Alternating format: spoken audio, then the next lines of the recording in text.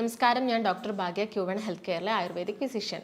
ഇന്ന് നമ്മളിൽ പലരെയും അലട്ടിക്കൊണ്ടിരിക്കുന്ന, അതുപോലെ തന്നെ ദിനംപ്രതി കൂടുതലായി കണ്ടുവരുന്ന ഒരു അസുഖമാണ് പൈൽസ് അഥവാ ഹെമറോയിഡ്സ്. അപ്പം പുറത്ത് പൈൽസ് ഉണ്ടെങ്കിൽ നമുക്കത് മനസ്സിലാക്കാൻ പറ്റും. പക്ഷെ ഉള്ളിലാണ് ഉള്ളതെങ്കിൽ നമ്മളൊരു ഡോക്ടറെ അടുത്ത് ചെന്നിട്ട് ഒരു പ്രൊട്ടോസ്കോപ്പി ഒക്കെ ചെയ്ത് നോക്കേണ്ടതാണ്. പിന്നെ കാണുന്നതാണ് ഫിഷർ. ഫിഷർ എന്ന് പറയുമ്പം കൂടുതലായിട്ടും യങ് ആയിട്ടുള്ള ആളുകളിൽ കാണുന്നത് ഈ ഫിഷറാണ്. പിന്നെ നമ്മൾ ഡെയിലി ഭക്ഷണത്തിലുള്ള ഈ മൈദ, ബേക്കറി ഐറ്റംസ് കുറയ്ക്കാൻ ശ്രദ്ധിക്കുക. ഭക്ഷണത്തോടൊപ്പം തന്നെ ചെയ്യാൻ പറ്റിയ ചില കാര്യങ്ങളാണ്. പിന്നെ ഇനി എന്തൊക്കെ ഭക്ഷണങ്ങളാണ് നമ്മൾ ഒഴിവാക്കേണ്ടത്?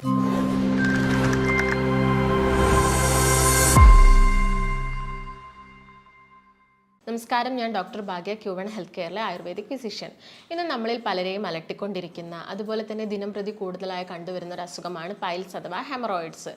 അത് നമ്മളിൽ പലരും പുറത്ത് പറയാൻ മടിക്കുന്നു, അതുപോലെ തന്നെ വേണ്ടത്ര ചികിത്സ എടുക്കാനൊക്കെ വൈകിക്കാറുണ്ട്. ഇത് കാരണം ചില ആളുകളിൽ ഇത് കൂടുതൽ കോംപ്ലിക്കേഷൻസ് ഉണ്ടാക്കാറുണ്ട്. അപ്പോൾ എന്താണ് പൈൽസ് എന്ന് നമുക്കൊന്ന് നോക്കാം. നമ്മുടെ മലാശയത്തിലുള്ള സിരകൾക്കുണ്ടാവുന്ന വീക്കത്തിനെയാണ് നമ്മൾ പൈൽസ് അഥവാ ഹെമറോയിഡ്സ് എന്ന് പറയുന്നത്.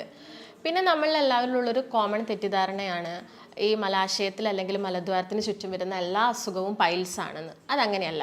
അത് മെയിൻലി മൂന്നായിട്ടുണ്ട്. ഒന്ന് പൈൽസ്, ഒന്ന് ഫിഷർ, ഒന്ന് ഫിസ്റ്റുല. അപ്പോൾ പൈൽസ് എങ്ങനെയാണ് വരുന്നതെന്ന് നമുക്ക് നോക്കാം.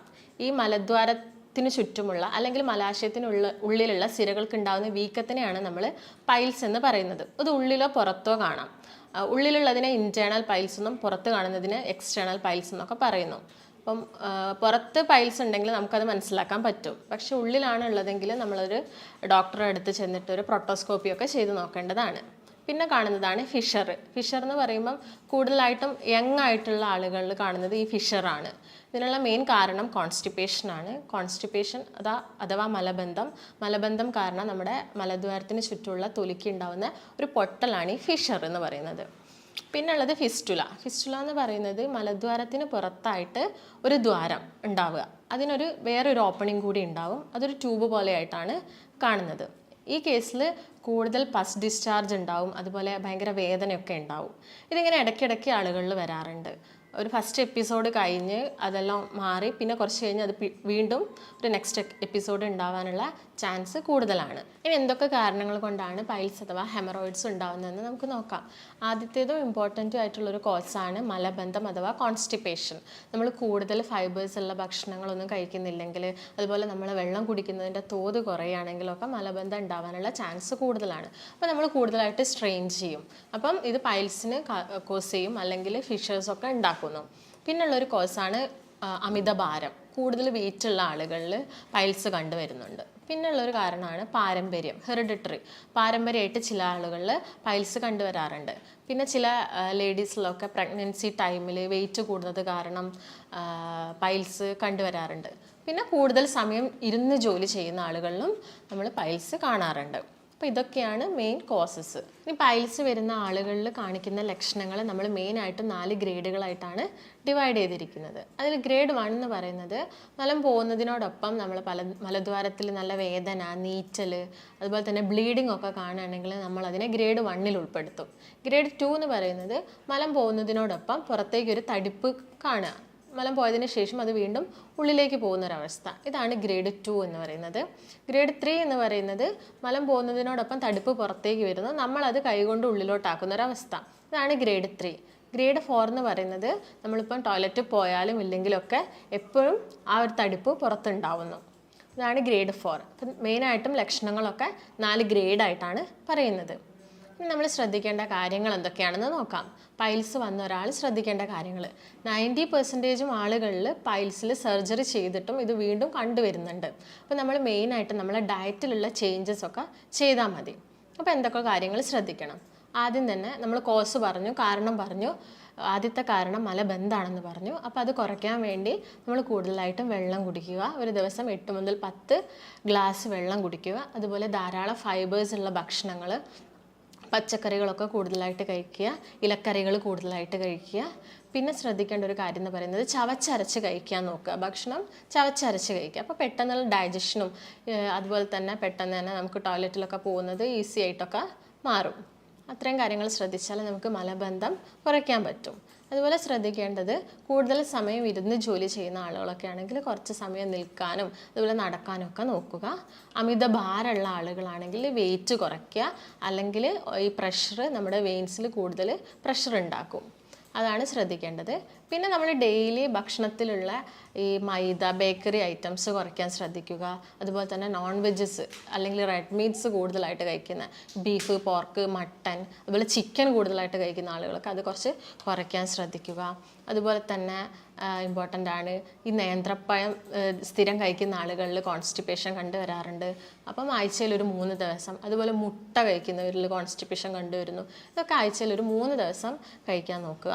അതുപോലെ തന്നെ ശ്രദ്ധിക്കേണ്ട ഒരു കാര്യമാണ് കോഫി. ഈ കോഫി കുടിക്കുന്ന ആളുകളിൽ കോൺസ്റ്റിപ്പേഷൻ ഉണ്ടാവാറുണ്ട്. അപ്പം കോഫി കുടിക്കുന്നതൊക്കെ മാക്സിമം കുറച്ച് കൊണ്ടുവരിക. ഇതൊക്കെയാണ് നമ്മൾ കൂടുതലായിട്ടും ശ്രദ്ധിക്കേണ്ട കുറച്ച് കാര്യങ്ങൾ. ഇനി എന്തൊക്കെ കാര്യങ്ങൾ നമുക്ക് ഭക്ഷണത്തിൽ ഉൾപ്പെടുത്താമെന്ന് നോക്കാം. അത് മെയിനായിട്ട് നമ്മൾ പറഞ്ഞ കാരണം മലബന്ധമാണെന്ന് നമ്മൾ പറഞ്ഞു കഴിഞ്ഞു. അപ്പോൾ മലബന്ധം കുറയ്ക്കാൻ വേണ്ടിയിട്ട് നമുക്ക് കൂടുതലായിട്ട് നമ്മൾ സാലഡ്സ് യൂസ് ചെയ്യുക. ഭക്ഷണത്തിന് മുമ്പൊക്കെ കുറച്ച് സാലഡ്സ് കഴിക്കുന്നത് വളരെ നല്ലതായിരിക്കും. അതുപോലെ തവിടുള്ള അരി കൊണ്ടുള്ള ഭക്ഷണം കൂടുതലായിട്ട് കഴിക്കാൻ ശ്രദ്ധിക്കുക. നമ്മൾ വൈറ്റ് റൈസിൻ്റെ ഉപയോഗം കുറച്ചിട്ട് തവിടുള്ള അരി കൂടുതലായിട്ട് യൂസ് ചെയ്യാൻ നോക്കുക. അതുപോലെ തന്നെ നമ്മൾ നാട്ടിലൊക്കെ കിട്ടുന്നൊരു സാധനമാണ് ചേന എന്ന് പറയുന്നത്. ചേനയുടെ കൂടെ കൂടുതൽ ചെറിയുള്ളിയും അതുപോലെ തന്നെ വല്യുള്ളിയും ഒക്കെ മിക്സ് ചെയ്ത് കഴിക്കുന്നത് പൈൽസിന് നല്ലതാണ്. ഇപ്പോൾ ചേന പോലെ തന്നെ ഇമ്പോർട്ടൻ്റ് ആണ് ഈ കാട്ടുചേന. പക്ഷേ നമ്മളെ നാട്ടിലൊക്കെ കിട്ടുന്ന അവൈലബിലിറ്റി കുറവായതുകൊണ്ടാണ് ചേന യൂസ് ചെയ്യാൻ പറയുന്നത്. പിന്നെ ചെയ്യേണ്ട ഒരു കാര്യം എന്ന് പറയുന്നത് വെള്ളം കുടിക്കുന്നത്. ഒരു ദിവസം 2.5 മുതൽ 3 ലിറ്റർ വരെ വെള്ളം കുടിക്കുക. പിന്നെ അത് മോരായാലും പ്രശ്നമില്ല, നോർമൽ പ്ലെയിൻ വാട്ടർ തന്നെ കുടിക്കണം എന്ന് നിർബന്ധമില്ല. മോരും വെള്ളമോ കരിക്കും വെള്ളമോ അങ്ങനെ എന്തെങ്കിലും കൂടുതലായിട്ട് കുടിക്കാൻ ശ്രദ്ധിക്കുക. പിന്നെ നോക്കേണ്ട ഒരു കാര്യം എന്ന് പറയുന്നത് കൂടുതലായിട്ട് ഇലക്കറികൾ നമ്മുടെ ഇലക്കറികൾ മോഷൻ ഈസി ആക്കാൻ സഹായിക്കുന്ന ഒരു സാധനമാണ്. ഇലക്കറികൾ കൂടുതലായിട്ട് മുരിങ്ങയില, ചീരയില, തൈതാമയില അതൊക്കെ നമ്മുടെ നാട്ടിൽ കിട്ടുന്ന ഇലക്കറികളാണ്. അപ്പോൾ അതൊക്കെ കൂടുതലായിട്ട് യൂസ് ചെയ്യുക. അതോടൊപ്പം തന്നെ ചെയ്യേണ്ട ഒരു കാര്യം ഇഞ്ചിയുടെ നീരും അതുപോലെ തന്നെ തേനും കൂടി മിക്സ് ചെയ്ത് കഴിക്കുന്നത് നല്ലതാണ്. ഈ പൈൽസൊക്കെ ഉള്ള ആളുകൾക്കത് നല്ലൊരു മെഡിസിനാണ്.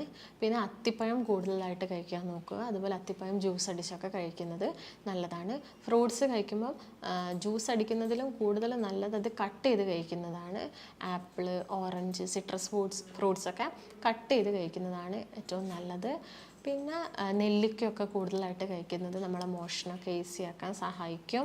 അതോടൊപ്പം തന്നെ ഉണക്കമുന്തിരി നമ്മൾ കിടക്കുന്നതിന് ഒരു 2 മണിക്കൂർ മുമ്പ് ഉണക്കമുന്തിരി വെള്ളത്തിലിട്ട് വെച്ചിട്ട് ആ വെള്ളം കുടിക്കുന്നത് നല്ലതാണ്. അപ്പോൾ ഇങ്ങനെയൊക്കെ കാര്യങ്ങൾ ചെയ്യുകയാണെങ്കിൽ നമുക്ക് പൈൽസ് മൂലം ഉണ്ടാകുന്ന കോൺസ്റ്റിപ്പേഷൻ കുറയ്ക്കാൻ പറ്റും. അതുപോലെ വേദന കുറയ്ക്കാനൊക്കെ ഇത് സഹായിക്കുന്നതാണ്. ഭക്ഷണത്തോടൊപ്പം തന്നെ ചെയ്യാൻ പറ്റിയ ചില കാര്യങ്ങളാണ് നമ്മളെ വീട്ടിൽ ഒരു പാത്രത്തിൽ ഒരു നേരിയ ചൂടുവെള്ളത്തിൽ ഉപ്പിട്ടിട്ട് കുറച്ച് സമയം ഒരു 10 മിനിറ്റ് ഇരിക്കുക. ഒരു ദിവസം ഒരു 3 തവണ അത് ചെയ്യുകയാണെങ്കിൽ ഈ വേദന അഥവാ നീറ്റലൊക്കെ കുറച്ച് കുറയും. ഇതിന് നമ്മൾ സിറ്റ്സ് ബാത്ത് എന്നാണ് പറയുന്നത്.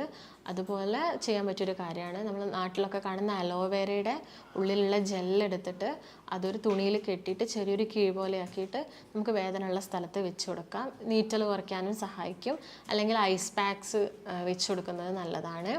പിന്നെ നമ്മുടെ നാട്ടിലൊക്കെ കൂടുതലായിട്ട് കണ്ടുവരുന്ന ഒരു ചെടിയാണ് നാഗവെറ്റില അല്ലെങ്കിൽ അയ്യപ്പാന എന്നൊക്കെ അറിയപ്പെടുന്നത്. ഇത് ഒരു തലേ ദിവസം ഒരു 5-6 ഇല വെള്ളത്തിലിട്ട് വെച്ചിട്ട് പിറ്റേ ദിവസം രാവിലെ വെറും വയറ്റിൽ കഴിക്കുന്നത് നല്ലതാണ്. ഇത് മലബന്ധമൊക്കെ ഒരു പരിധിവരെ കുറയ്ക്കാൻ സഹായിക്കും. പിന്നെ ഇനി എന്തൊക്കെ ഭക്ഷണങ്ങളാണ് നമ്മൾ ഒഴിവാക്കേണ്ടത്? ഞാൻ ഓൾറെഡി അത് പറഞ്ഞു കഴിഞ്ഞു. ബേക്കറി ഐറ്റംസ്, നോൺ വെജ് കൊണ്ടുണ്ടാക്കുന്ന ഈ ജങ്ക് ഫുഡ്, ഫാസ്റ്റ് ഫുഡ് അതൊക്കെ മാക്സിമം ഒഴിവാക്കുക.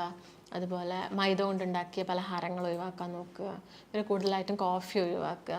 ഇതൊക്കെ നമ്മൾ ശ്രദ്ധിക്കുകയാണെങ്കിൽ നമുക്ക് പൈൽസ് മൂലം ഉണ്ടാകുന്ന ബുദ്ധിമുട്ടുകളൊക്കെ ഒരു പരിധി വരെ തന്നെ മെഡിസിൻ ഒന്നും കഴിക്കാതെ അല്ലെങ്കിൽ സർജറി ഒന്നും ചെയ്യാതെ തന്നെ കുറയ്ക്കാൻ സാധിക്കുന്നതാണ്. പൈൽസ് എന്ന അസുഖമായിട്ട് ബന്ധപ്പെട്ട് നിങ്ങൾക്ക് എന്തെങ്കിലും സംശയം ഉണ്ടെങ്കിൽ താഴെ കാണുന്ന നമ്പറുമായിട്ട് ബന്ധപ്പെടുക. ഇനി നല്ലൊരു വീഡിയോ ആയിട്ട് നമുക്ക് വീണ്ടും കാണാം. നന്ദി.